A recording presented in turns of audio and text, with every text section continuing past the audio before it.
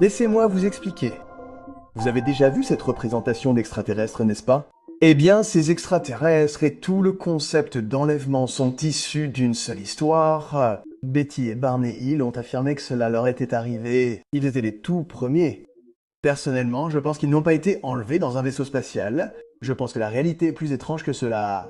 Mais il est important de noter qu'ils ne sont pas allés voir la presse. Ils n'en ont parlé à personne. Ils n'ont pas essayé de tirer profit de l'argent. Ils n'ont pas écrit de livres. Les seules personnes à qui ils en ont parlé étaient la base aérienne locale. Elle cherche un hypnothérapeute pour retrouver les souvenirs de cette nuit-là.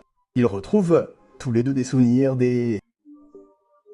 à l'extraterrestre aux grands yeux noirs. Lorsqu'on les a placés sur une table d'examen et qu'on leur a enfoncé des aiguilles, il se met à crier en disant qu'il a eu l'impression qu'une perdue avait été enfoncée dans son cerveau depuis l'extérieur pour voir à l'intérieur de son esprit. Et c'est de là que vient cette couleur grise de ces extraterrestres que l'on peut désormais voir partout. Alors que s'est-il passé, à mon avis? Ils avaient conduit toute la journée. Ils étaient complètement épuisés. Les rêves de Betty, où elle était emmenée à travers les bois, n'étaient que des rêves. Ce n'étaient pas des souvenirs qui lui revenaient. Et les souvenirs qu'ils ont récupérés pendant l'hypnose, c'est de la pseudo-science. Quant aux extraterrestres aux grands yeux, 12 jours avant qu'ils ne se rendent à leur séance d'hypnose, une série télévisée de science-fiction intitulée Au-delà du réel a diffusé un épisode mettant en scène des extraterrestres qui leur ressemblaient. Ce n'était pas un canular intentionnel. L'histoire ne serait rendue publique que des années plus tard contre leur gré. Mais une fois qu'elle l'a été, il y a eu un livre, un film, un thème, un article, des interviews.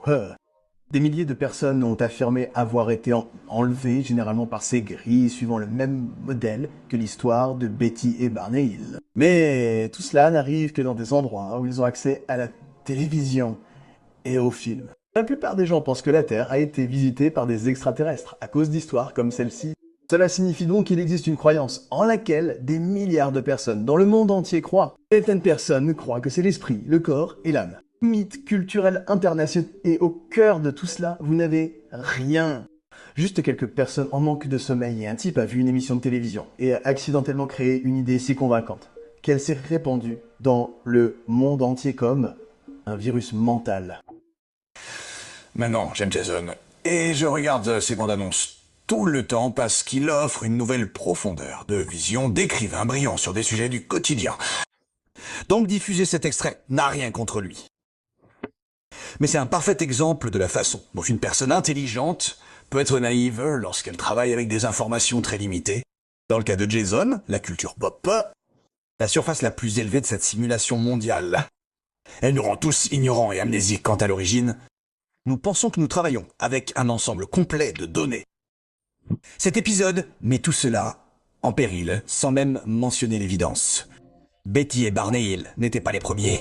Des gens comme Antonio Bowis, dont nous avons parlé dans notre épisode sur Jacques Vallée, ont vécu exactement le même genre d'enlèvement des années auparavant.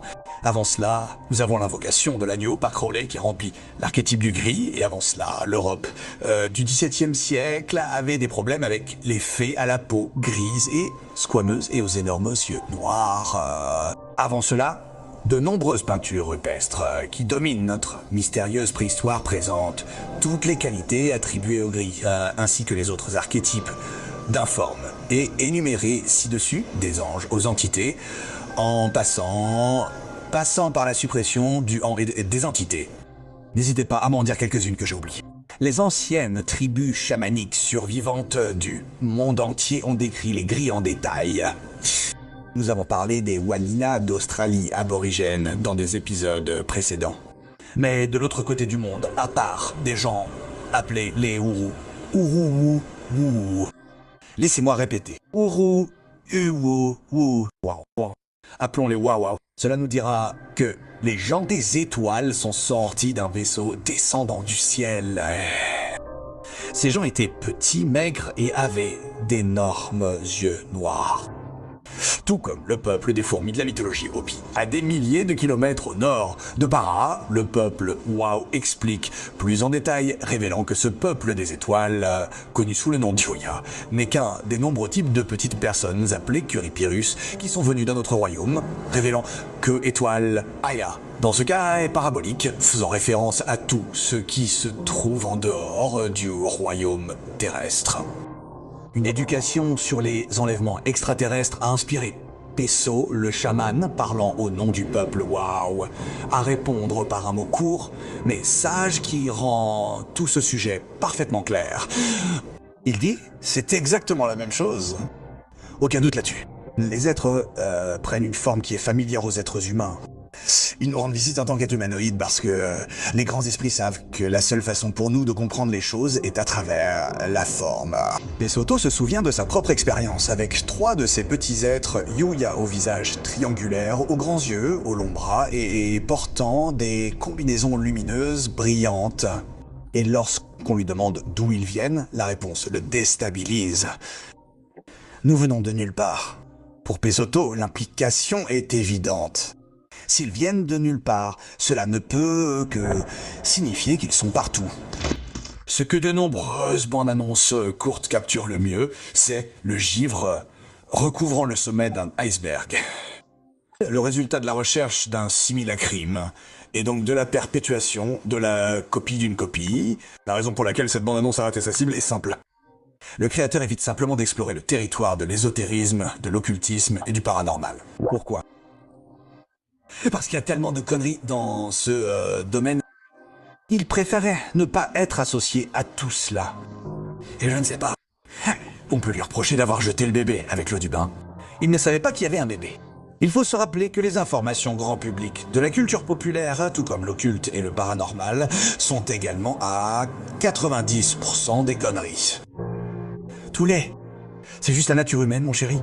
Donc naturellement, en voyant que la représentation des grilles par Barney Hill correspond à celle d'une précédente émission de télévision, on marque le mystère comme résolu sans se demander d'où cette émission de télévision a tiré sa représentation des grilles. Imagination ou mémoire dormante, refaisant surface quelque part au plus profond de l'inconscient archétypal. Il fait cependant une remarque troublante lorsqu'il dit que l'image des grilles est venue de nulle part et maintenant partout. Comme nous venons de le lire, les chamans, ceux qui communient avec ces êtres, sont tout à fait d'accord, disant qu'ils sont venus de nulle part et sont donc partout. Cela servira d'indice final quant à l'identité de ces entités en gris. Promenons-nous dans le terrier du lapin et revisitons quelques visages familiers.